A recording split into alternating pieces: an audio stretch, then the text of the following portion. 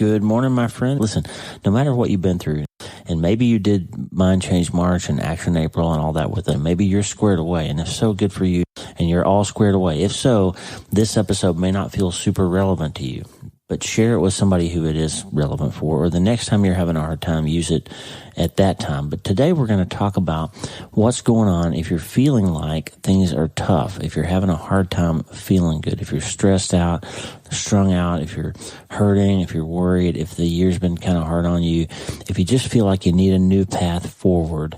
That's what we're going to talk about today. Don't leave a bit of what God has planned for us this year on the field. After all, He says He's got all the days of our lives planned out before one of them comes to pass. And that means that these months are made for you for a purpose. And Psalm 139:16 says that all the days of your life are written in God's book before one of them comes to pass. So let's don't waste any of them, and let's don't leave them on the field. And it might feel like this year has been really hard, especially after all we went through in 2020. But I'm just going to put it out there. When you're having a hard time, friend, there is a solid path to feeling better, and that's the ground we're going to cover today. You know, there's a lot of tough things happening right now, friend. Not to worry, though. We're going to learn how to feel better no matter what we're going through. We're going to learn how to feel better, finish strong, finish this year, not leave anything on the field. And as always, friend, we're going to start today. Hey, are you ready to change your life? If the answer is yes, there's only one rule. You have to change your mind first. And my friend, there's a place where the neuroscience of how your mind works smashes together with faith and everything starts to make sense. That place is called self-brain surgery. You can learn it, and it will help you become healthier, feel better, and be happier. And the good news is you can start today. Thanks, Lisa. Hey, so glad to have you listening today. I'm Dr. Lee Warren, and I live in Nebraska in the United States of America with my incredible wife, Lisa, my father-in-law, Tata, and the super pups, Harvey and Lewis. I'm a neurosurgeon and an author, and I'm here to help you harness neuroscience, the power of your brain, faith, the power of your spirit, and good old common sense to help you lead a healthier, better, happier life. Listen, friend, you can't change your life until you change your mind, and I'm here to help you learn the art of self-brain surgery. To get it done, you can get the show notes and more at drleewarren.podbean.com. That's drleewarren.podbean.com, and if you like the show, please subscribe so you never miss an episode, and tell your friends about it. If you tell 2 or 3 friends this podcast was helpful to you, imagine how much good we can all do around the world together. I'm Dr. Lee Warren, and I'm here to help you change your mind so you can change your life. Let's get after it. All right, now, forgive me up front if I'm a little preachy today. Forgive me for extending these thoughts, but I'm, as always, trying to help. And I recognize it's a lot easier to tell somebody else how they can feel better than it is for somebody to actually feel better. Now, I got a lot of emails last week, my newsletter.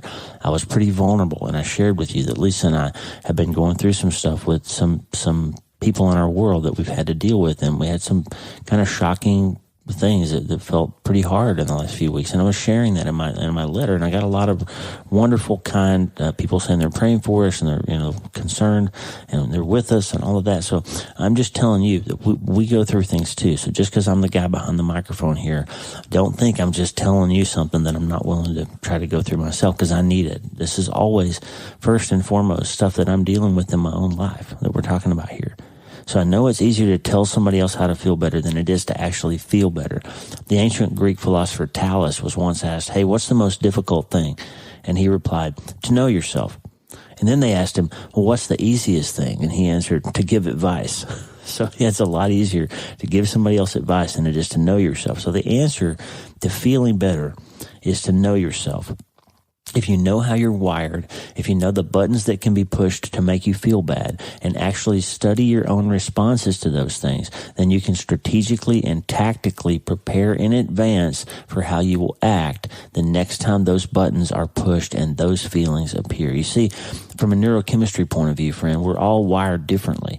Each of us is put together fearfully and wonderfully, God says, in a specific way that produces the emotions, feelings, and moods that you're used to feeling. And what you think is normal, you are made that way by God. You can't change those basic baseline aspects of your own neuroanatomy. You can't. But you're also not slaves to them. You see, neurochemistry produces the way you feel, but feelings aren't always facts.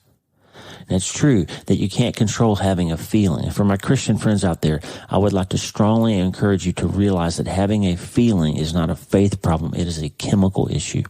It's a neurochemical event. A feeling is a chemical event. It is not a sin to have a feeling. Feeling sad doesn't mean that you're unfaithful. It doesn't mean that you're falling away. The faith problem comes when you start to believe that you can never change those feelings, or when you start to believe that they're true and you have to act on them. That can be a faith problem. Now, here's how you can change them. Number one, know yourself. If you know ahead of time that every time a certain thing happens, somebody overlooks you, for example, somebody cuts you off in traffic, somebody is mean to you, somebody sends an email or a text that you don't like, if you know ahead of time that when that thing happens, you're going to feel a certain set of emotions, then prepare for that by telling yourself to watch out for those feelings. The negative feelings can lead to a host of automatic thoughts. So what happens is you feel a certain thing, and that triggers a set of thoughts that you've trained yourself, or your brain automatically wired to say these things back in response to those thoughts. And Daniel Amen, my friend, says that he calls them ants, automatic negative thoughts. And we build all these synapses because, remember, neurons that fire together wire together. So if you've got a history of feeling a certain thing and then listening to a whole bunch of negative thoughts, and those are going to become easier for you to fall into over time. So these thoughts can lead us down a path of negative self-labeling talk like I never, or I can't, or I'm not able, or I will never be able to, or I'm stupid, or I'll always be. Those kinds of negative thought synapses patterns, those little packets of thinking that become automatic over time, can lead us down this path of becoming extremely negative towards ourselves. And the path away from that problem is to perform what I call the bad thought biopsy. So that means you just like if I see a tumor on a scan of somebody's body and I'm worried about what it is and I need to know what the deal is with it, I put a needle in it and I get a piece of it so the pathologist can look at it and tell me what it is. And when I have a thought that I don't understand, or I have a thought that feels big and huge and a feeling that feels true, I need to biopsy it and critically look at it for a second before I decide how to act on it. Because often, in fact, I would say almost always, the first negative thought that you have, the automatic one, is usually not true. And the problem is we spend so much of our time failing to think about our thinking that we can't realize that we're letting our feelings and our chemical events lead us down paths that we ought not to be going down. So the path away from that automatic negative problem is to put that little gap, that bad thought biopsy gap, into your brain and into your life, and it'll start feeling better. Now, the second one is know that the feeling, as I said before, the feeling is not the fact. My old psychiatry professor used to say, feelings are not facts and fantasies are not acts. So he would say, stop worrying so much about the feeling that you have. Stop fantasizing about things that you'll then prophesy and turn them into truths and conversations and things that you'll say and preparing for the worst and all those things. You don't have to let them become realities. You can change them. Just because you feel sad and in the past you've developed this pattern of letting those sad feelings lead you down a thought process that ends with you deciding that there must be something wrong with you, or you'll never be okay, or wherever those feelings lead you, doesn't make it true. It's a feeling. Feelings are not facts. Now, it's true that thoughts become things. I've heard, I saw a t-shirt, I can't remember where, but a t-shirt that just said thoughts become things. And it's true. If you think about something, you can bring it into reality, but you don't have to, because feelings are not facts. And remember, the third one, emotion follows motion. If you want to feel better, do something, move, take action. If you want to feel better, do better. Feelings are real. They are feelings, but they don't have power to create reality for you unless you allow them to. Now, from a neuroscience point of view, you can literally change your own brain's response to feelings by thinking about something more positive. And as I said before, neurons that fire together wire together. The more you think about something positive, the more, for example, you practice the idea of, oh, I've got this feeling, but it's really not a real thing. I don't have to let it become that reality. I'm going to change it to something positive. I'm going to take control of this situation. I'm going to think more light into it. I'm going to put some better scripture around it. I'm going to give myself some guardrails in my brain before I react and turn a thought into a thing. If you start doing that, you'll start wiring those positive things, and it'll become more and more and more natural over time. Juliana Kelly, one of our listeners, said, I thought that my thoughts just happened to me, but they don't just happen to you. We let them happen over time. We either give in to the automatic negative. Remember, I told you before, negative is natural, but spiritual is positive. Positive is spiritual. Negative is natural, positive is spiritual. You've got to make that positive connection because the natural one is automatically there.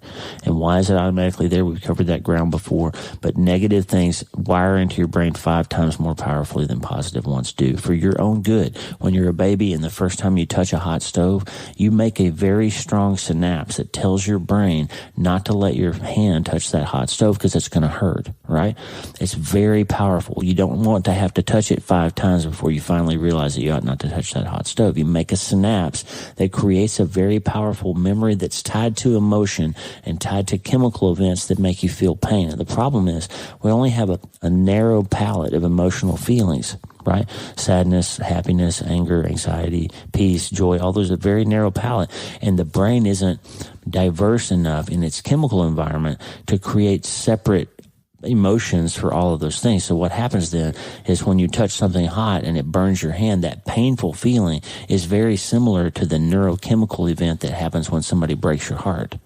So you have all throughout your life, you have this jumble of things that feel similar because they hurt and they cause physical pain. And some of them are realities like a hot stove, and some of them are emotional things like somebody sending you a mean tweet. Right? So you got to learn how to diversify your own brain and create those positive synapses and thought processes that say, okay, that's a feeling. That's a feeling that was triggered by this event. I don't have to react to that and turn it into a real thing in my life.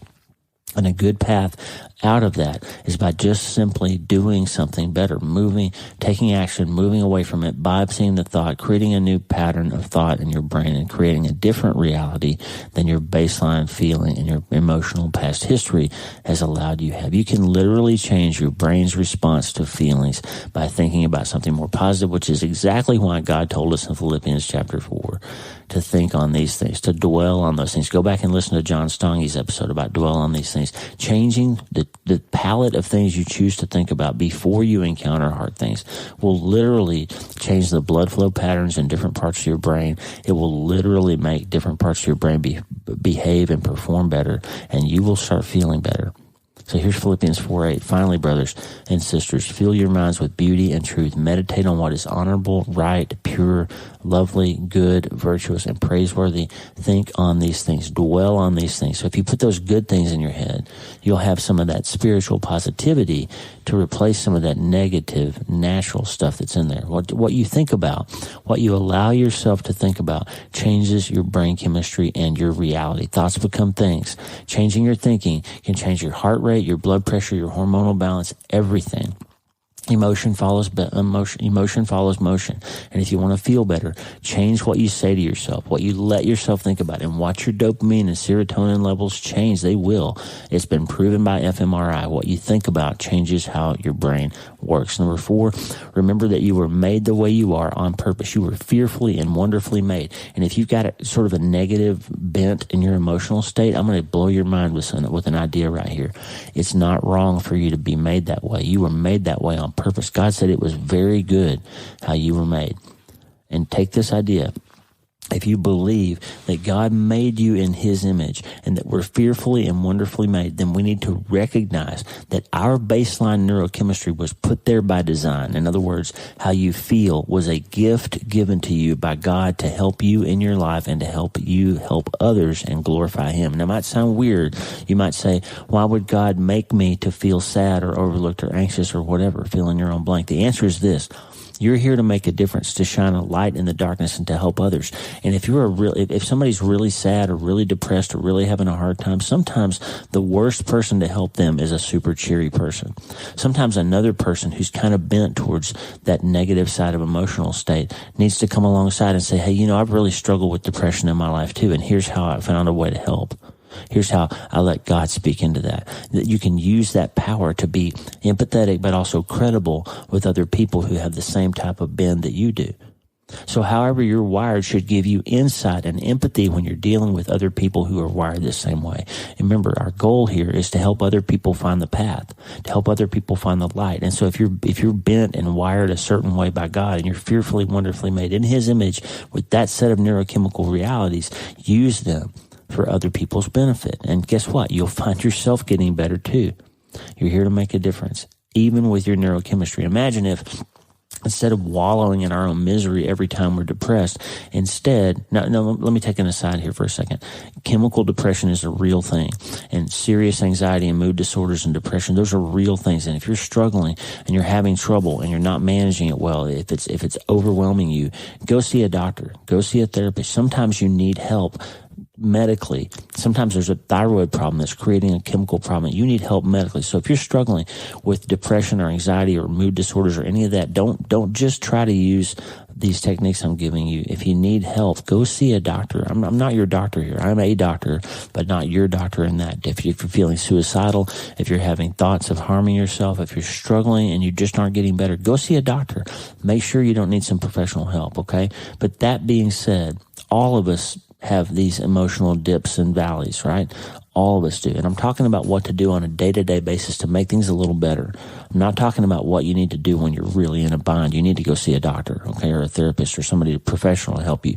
But if instead of just on a day-to-day basis, instead of wallowing in our own situation every time we feel a negative emotion, instead of that, if we use the bad thought biopsy technique and these ant-killing techniques to feel better, if we find an emotion to focus on by creating motion in our lives, and then we shared our success at personal development with other people that had the same emotional bend that we do. What if we did that for a while? How would it change the needle? How would it move the gauge on how we're doing emotionally? It would help, right? The purpose of your life, friend, is to honor God and to help others see Him more clearly. That's it. That's the purpose of your life. And He made you specifically to do that by assembling you emotionally and physically according to His perfect plan for you. So stop beating yourself up about the baseline. You were made that way. The difference is what you do with it, with the gift of your life and how your brain was formed. God says, here is how you are. What are you going to do with that to honor me? And that means your emotional reactions are not wrong. They just need to be recognized and managed to help you feel better and be more successful in achieving your purpose. Number 5, when your what isn't working for you, you need to know your why. And sometimes we get bogged down in our routine and how things have always been, or by frustration that it feels like we can't ever make a difference. And when whatever you're doing isn't making you feel better, take some time to explore why you're doing that thing. Sometimes I find myself in a rut. I get tired of working all the time. I can't remember what made me ever want to go to medical school in the first place, or start writing, or start podcasting. Sometimes I'm frustrated and overwhelmed and stressed out, and I just can't even remember why I'm doing any of this. But if I take a second to take a breath and say, hey, wait, why am I doing all this? It comes back to me. Here it is. I practice neurosurgery to help people see light in their darkest hours, to relieve them of their pain, to give them hope again. And I write to help myself and other people explore and understand how they're wired so we can all become healthier, feel better, and be happier. Those are the 2 things I do, and that's why I do them. And when I remember, when I take a moment to think about why I do those things, that's when I begin to understand the what of how I'm doing those things and how it matters. And I start feeling better. If you feel stuck, frustrated, unsure of your next move, then figure out your why, and your what will feel better and be more clear. And I can't say that better than Simon Sinek did in his amazing book, Start With Why. You should read that if you want to talk more about these kind of things, about why we do the things that we do. I highly recommend it. Start With Why by Simon Sinek. I'll put a link in the show notes. Do you want to feel better? Do you want to become healthier and be happier in your mind, body, spirit, work, and relationships? If so, here's the path forward. This is it. Emotion follows motion. You got to start moving. We're not going to leave one moment of the rest of this year on the field. We are going to square it away. We're going to get after it and go into this 4th quarter as hard as we can. And sometimes that means resting, right? If you're overwhelmed, sometimes you need to stop and say no for a while and be still, God says, and let Him minister to you there. And that is a work, and it's a powerful one that can change your life too. So I'm not saying press the gas and go forward even if you're tired. I'm saying figure out where your headspace needs to be for the rest of this year and let God speak into it and get after it, my friend, and start today. Hey, thanks for listening. The Dr. Lee Warren podcast is listener supported. Check out patron.podbean.com/Dr. Lee Warren. That's patron.podbean.com/Dr. Lee Warren. Patrons and partners get free books, transcripts, special patron-only episodes, and more. And partners like you allow us to stay ad-free and keep growing. Please subscribe to the show so you automatically get every episode. And if you like the show, you'll love my weekly letter. Check out my writing at drleewarren.substack.com, drleewarren.substack.com. DrSubstack.com. Get the free newsletter every week for my best prescriptions for becoming healthier, feeling better, and being happier through the power of faith and neuroscience smashing together via self-brain surgery. drleewarren.substack.com. And if you need prayer, go to the prayer wall at wleewarrenmd.com/prayer. The theme music for the show is Make Us One by Tommy Walker, graciously provided for free by the great folks over at TommyWalkerMinistries.org. Check it out and consider supporting them. TommyWalkerMinistries.org. Remember, you can't change your life until you change your mind, and the good news is you can start today. I'm Dr. Lee Warren. I'll talk to you soon. God bless you, friend. Have a great day.